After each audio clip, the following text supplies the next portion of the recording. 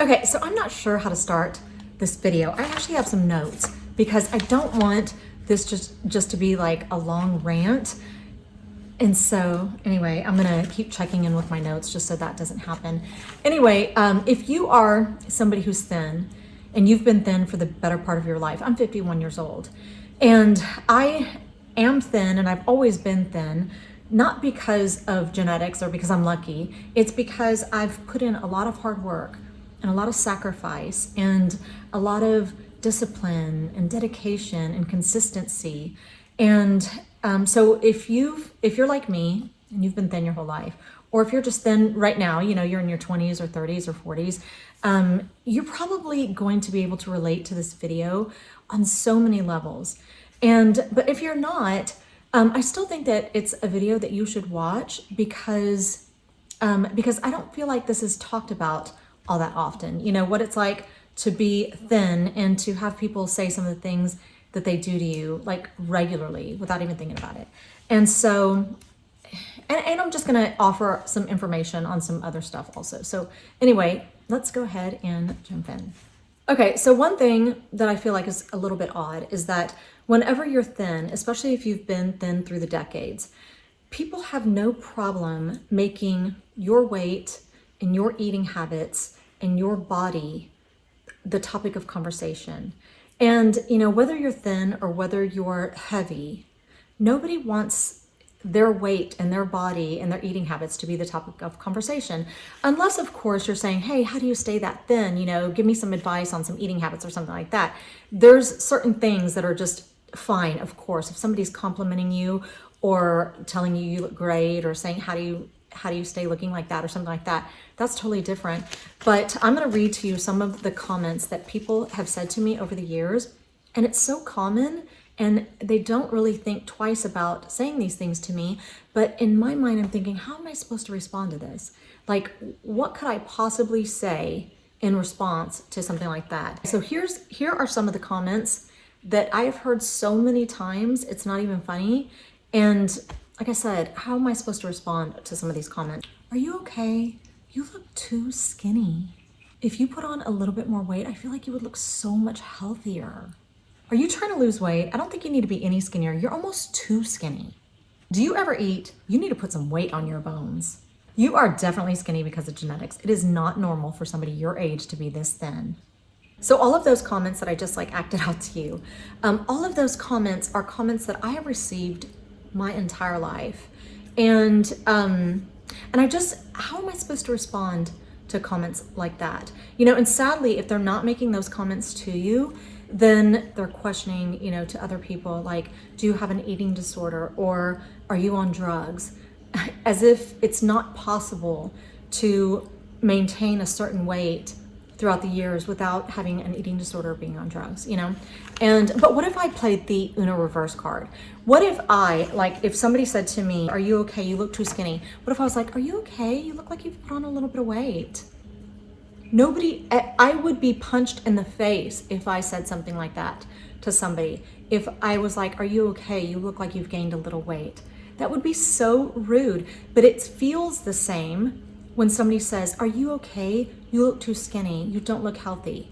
Like, how am I supposed to take that? It's definitely not a compliment. You know, it's definitely an insult. But the thing is, I feel like when it comes to weight, unless you are a parent who is genuinely concerned for somebody's well-being, you should probably not make comments about somebody's weight or about somebody's body unless you're complimenting them or asking for advice or something like that. Otherwise, the only thing that you're gonna do is put that person on the defense immediately. You're probably going to hurt their feelings. You're gonna affect their mood, of course, and you're gonna, you know, make them concerned about their body image. I can't tell you how many times when somebody has said those things to me, the first thing I do, I go straight to my husband, of course. You know, do you think I look too skinny? Do I look bad? He's like, absolutely not, Jenifer. I would be the first person to tell you if I thought that you look too skinny. My husband thinks that I could easily gain 20 pounds and he doesn't think I would look any different at all. Like, he thinks I would still look fantastic. And he's just so sweet. He's so forgiving of everything. And I don't know what I would look like 20 pounds heavier. I might look fantastic.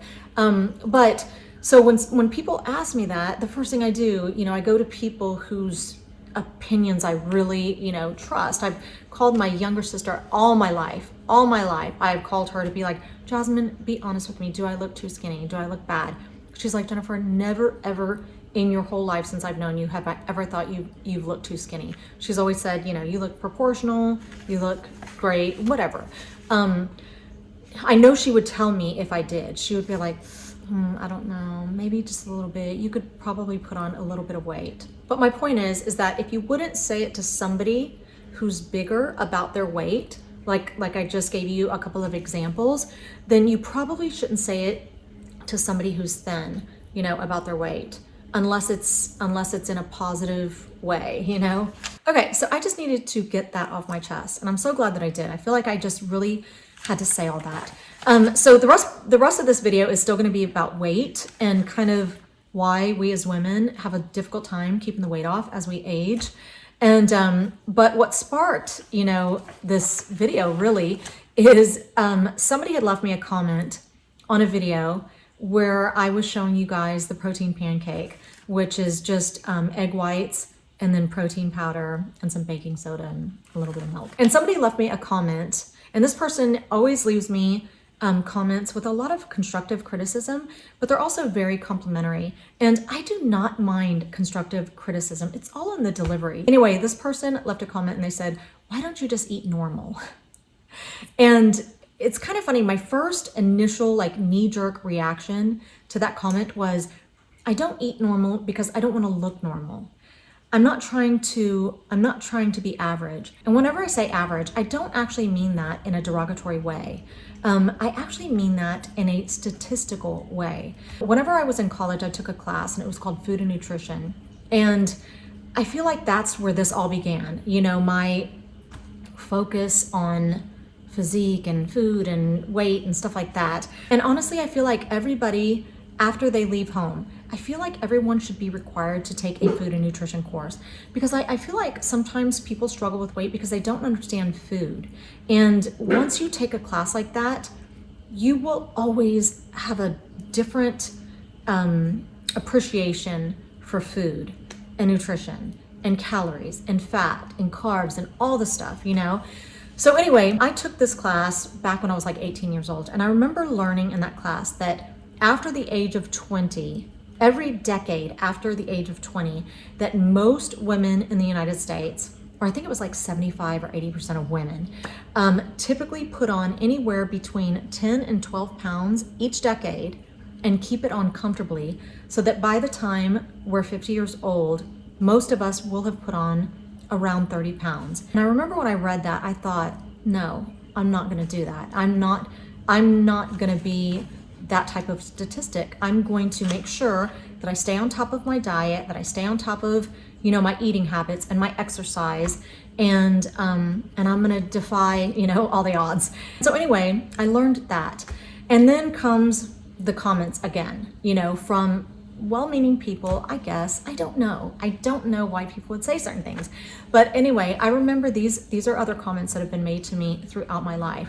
First, it was when I was in my 20s, and people are like, you better enjoy your body now because it is not going to stick around, and it gets tougher as you age, and so just appreciate what you have now. And I remember thinking, I'll work on it and I'll be fine. And the closer I got to 30, just wait until you're 30. Once you're 30, your metabolism's going to slow down, your body's never going to be the same. I was like, okay, we'll see, and I just always took those things as a challenge. Then after I was 30, it was just wait until you have children. Once you have children, you're never going to be able to shed the baby weight, and your body is never going to be the same. And so I had children, and I made sure that I stayed on top of my diet. I made sure that I ate enough for both of us, but I didn't use it as a ticket to eat whatever I want, whenever I wanted. And I feel like some women do that when they're pregnant. They just decide, all right, all rules are out the window. I can eat whatever I want.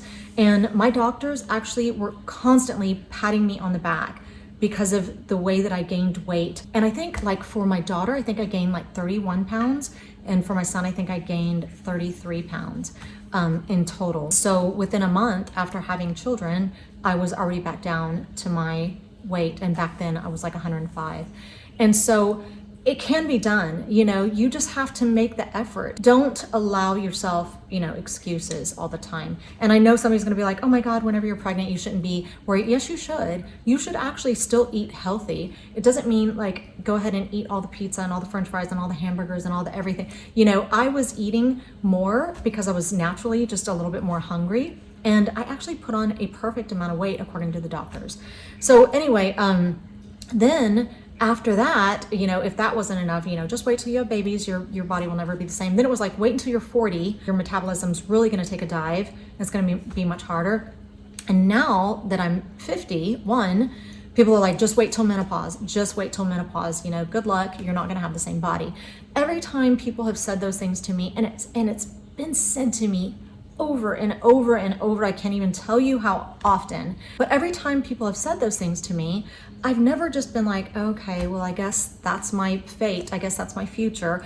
I've always just taken it as a challenge. And, of course you have to tweak things. You can't eat the same way that you once did. You can't exercise the same way you once did. And it's kind of stinks, because as we age, we get a little bit more tired and we're less flexible and we don't have the same amount of energy. So it is a little bit harder to up your workout routine. I hate how much more I have to work out now than I ever had to in my 20s or 30s. I hate that I have to be so much more mindful of the things that I eat now, but I do. Now, there was definitely a time where I only ate to stay thin. Definitely in my 20s and 30s, all the way up until I was maybe, 41 or 42, really.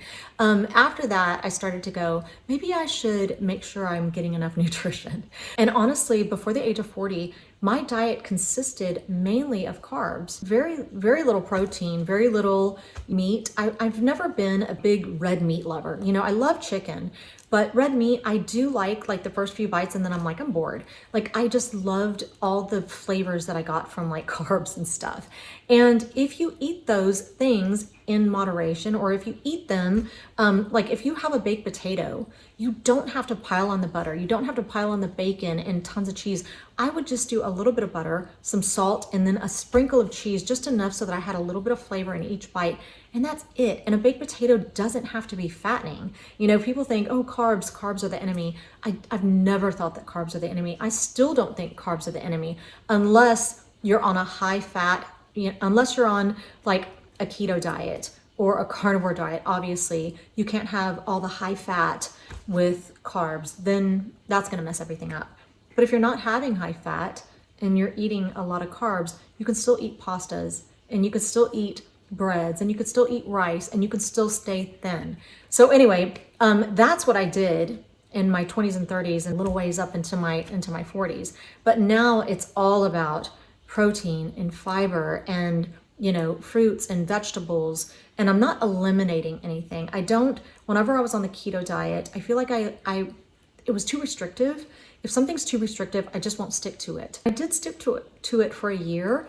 And I do have to say that I did feel great. But the thing is, I feel like I'm getting off track right now. The thing is that there is a reason that it becomes harder for us to, maintain our body weight as we age. I mean, first of all, our metabolism does slow down. On top of it, we have children. And then suddenly we're not just responsible for ourselves, we're responsible for a whole other person, and, we're trying to juggle that and work and household chores and trying to fit in exercise or, eating right. Sometimes we're just so busy, we want convenience. So we're driving through drive-thrus and we're getting food that we just have to pick up instead of making it ourselves and knowing exactly what goes into it. And then comes perimenopause and menopause, and our hormones are all over the place and our weight, it starts to become distributed differently. It's funny because whenever I was younger and I would put on a little bit of weight, it would be perfectly distributed, throughout my body. Now it just wants to march straight to my stomach and just stay there. And the rest of my body will stay then. And I'm like, wow, this is so different. So you're constantly having to adjust to the new you, right? But I've also read that by the time we're 50, there's a 30%, up to a 30% drop in our metabolism, which makes it even harder, right? Because now everything that we once ate to keep the weight off, We can eat that same exact amount and still gain weight. So it's constantly, like I said, just adjusting to the new you and the way that your new body works. It's hard enough to see all the age-related changes that we have to go through with our faces. And then on top of it, our bodies just stop working like they once did. It's all a lot to kind of accept and embrace. And I'm constantly working against it, always. And I'm never gonna stop. I'm never gonna stop caring about my weight. I'm never gonna stop caring about the way that I look. Those are just things that they're always going to be a priority to me as long as I live. And it's funny, like I recognize it in other women. The other day, my family and I went to Dairy Queen, and we were leaving Dairy Queen, and we held the door open for this little couple, and they were an older couple. I would say that they were like close to 80 years old, both of them. And the woman just looked beautiful. She had on red lipstick. She had on a lot of mascara and her eyebrows done, and her hair was real silver, but she just looked so beautiful and so elegant, and she was dressed so cute. And of course I had to say, like, you look so beautiful, because I recognized it. I recognize all the effort that she put into the way that she looked. And they were both actually pretty thin, and they just looked like the cutest, perfectly matched couple ever. But she just looked like $1,000,000. And I recognized it because I thought it gets harder every year. It gets harder to maintain a certain look. And it's sad that we have to just say goodbye, you know, to our appearance. You know, we get used to seeing ourselves a certain way up until almost 40, right? And then all of a sudden we're just supposed to be like, oh, okay, it's changing. Oh, well, you know, I'm just going to go ahead and accept it. I can't, I'm not, I don't know. It's been a little bit hard for me for sure to accept it. And, which is why I have this channel. You know, it's all about like beauty and skincare and hair care and clothes and stuff like that, because I like that stuff. And I always have. And then one more thing that I have here that I forgot to mention, and some of these numbers might be, I don't know, it depends on what website you go to, right? Their numbers are all different, but this is kind of the gist, that after age 20, we lose like 3 to 5% of muscle mass every decade. That becomes harder because fat does not burn the same amount of calories as muscle does at rest. And so when we're sleeping, if we have a lot of muscle, our bodies are still burning calories. The less muscle you have, the less likely that's going to happen. So it's going to be even harder to keep the weight off. So we do have all of these things working against us. And it does require a lot of time and a lot of effort. Not a lot of time. It really doesn't.